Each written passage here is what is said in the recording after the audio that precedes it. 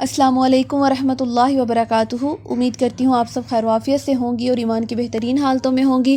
اللہ تعالیٰ آپ تک آنے والے ہر شر کو خیر میں بدل دے، آمین۔ آج کا ہم اپنا سبق سٹارٹ کرتے ہیں سورۃ البقرہ کی آیت نمبر 229 سے۔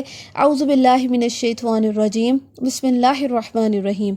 الطلاق، طلاق مرتانی، دو بار ہے۔ فامساکن، پھر روک لینا ہے، بمعروف، ساتھ اچھے طریقے سے، او تسریح، یا رخصت کر دینا ہے، باحسان، ساتھ اچھے احسان کے، ولا یحل، اور نہیں لائق یعنی نہیں حلال، لکم واسطے تمہارے، ان تاخذوا، یہ کہ تم لے لو، مما اس چیز کو، آتیتموہن، جو دے دیا تم نے ان کو کن کو، یہ کس کی بات کی جا رہی ہے؟ یہ ان عورتوں کی بات کی جا رہی ہے کہ خاوند ان کو اگر کچھ بھی دے دیتا ہے تو خاوند کے لیے یہ جائز نہیں کہ وہ اپنی عورت سے واپس لے، ٹھیک ہے۔ شیئن، کچھ بھی، الا مگر، ان یخافا، یہ کہ وہ دونوں ڈریں، کس بات سے؟ اللہ، یہ کہ نہ، یقیم حدود اللہ، کہ قائم رکھ سکیں گے اللہ کی حدوں کو، فإن خفتم، پس اگر ڈرو تم، اللہ، یہ کہ نہ، یقیم حدود اللہ، کہ قائم رکھ سکو گے اللہ کی حدوں کو، فلا جناح، تو نہیں کوئی گناہ، علیہما، اوپر ان دونوں کے، فیما، اس چیز میں، مفتدت، جو وہ عورت فدیہ دے دے، بھی، ساتھ اس مال کے، تل کا، یہ، حدود اللہ، اللہ کی حدیں ہیں، ولا تعتدوها، پس نہ زیادتی کرو، ومن یتعدی، اور جو کوئی زیادتی کرے، حدود اللہ، اللہ کی حدوں سے، فاولئک، پس یہی لوگ، ہم الظالمون، ظالم ہیں۔ اب اس مختصر آیت میں اللہ تعالیٰ نے کیا بیان کیا ہے؟ اس میں ایک بہت بڑی معاشرتی خرابی تھی جو عرب جاہلیت میں رائج تھی۔ وہ کیا تھی کہ عرب میں یہ قاعدہ تھا کہ ایک شخص اپنی بیوی کو نا بے حد طلاق دے دیا کرتا تھا، اور کیا کرتا تھا، طلاق دینے کے کئی بار بعد میں پھر رجوع کر لیتا۔ تو جس عورت سے اس کا شوہر بگڑ جاتا، اس کو وہ بار بار طلاق دے کر رجوع کرتا رہتا تھا۔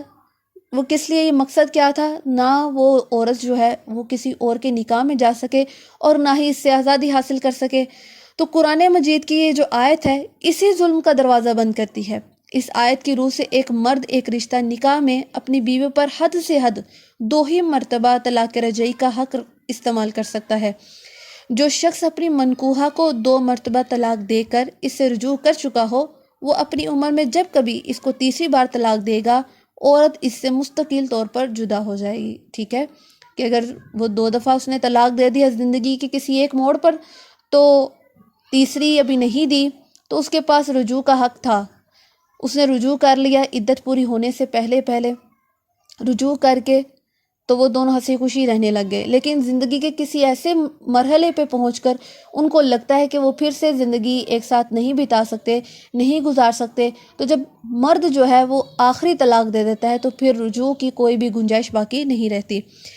طلاق کا جو صحیح طریقہ ہے جو قرآن و حدیث سے معلوم ہوتا ہے وہ یہ ہے کہ عورت کو حالت طہر میں 1 مرتبہ طلاق دی جائے، یعنی کہ اگر جھگڑا ایسے زمانے میں ہوا ہو جب کہ عورت ایام ماہواری میں ہو تو اسی وقت طلاق دے بیٹھنا درست نہیں ہے، بلکہ ایام سے اس کے فارغ ہونے کا انتظار کرنا چاہیے، پھر ایک طلاق دینے کے بعد اگر چاہے تو دوسرے طہر میں دوبارہ ایک طلاق اور دے دے، ورنہ بہتر تو یہی ہے کہ پہلی ہی طلاق پر اکتفا کرے، ٹھیک ہے۔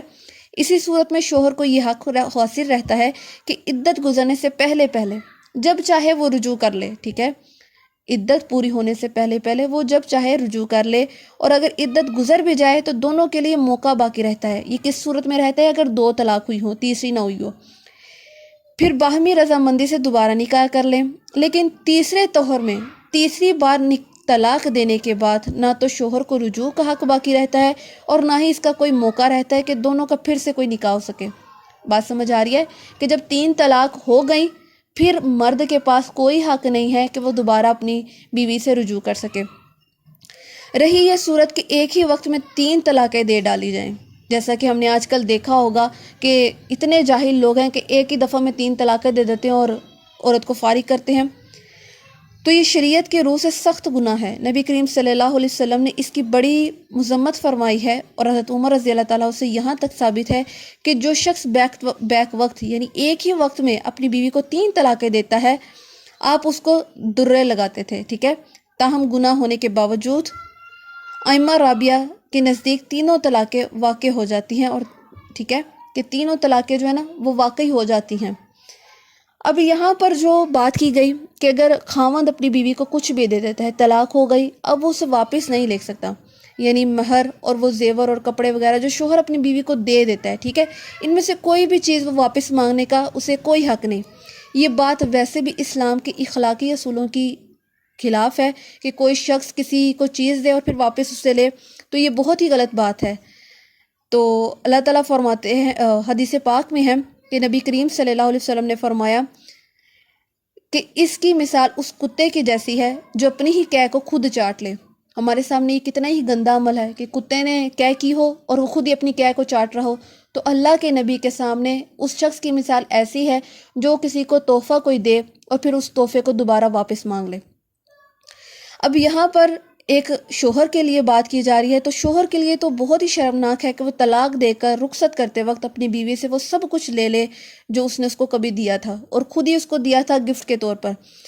تو اللہ تعالیٰ فرماتے ہیں کہ اسلام تو یہ اخلاق سکھاتا ہے کہ آدمی جس عورت کو طلاق دے اسے اچھی طرح رخصت کرے، اور رخصت کرتے وقت کچھ نہ کچھ دے کر اس کو، ٹھیک ہے نا، کچھ نہ کچھ اس کو دے، تحفہ دے، یا اس کے مہر میں اگر کچھ باقی رہتا تھا اس کو دے کر، دے دلا کر پھر اس کو رخصت کرے۔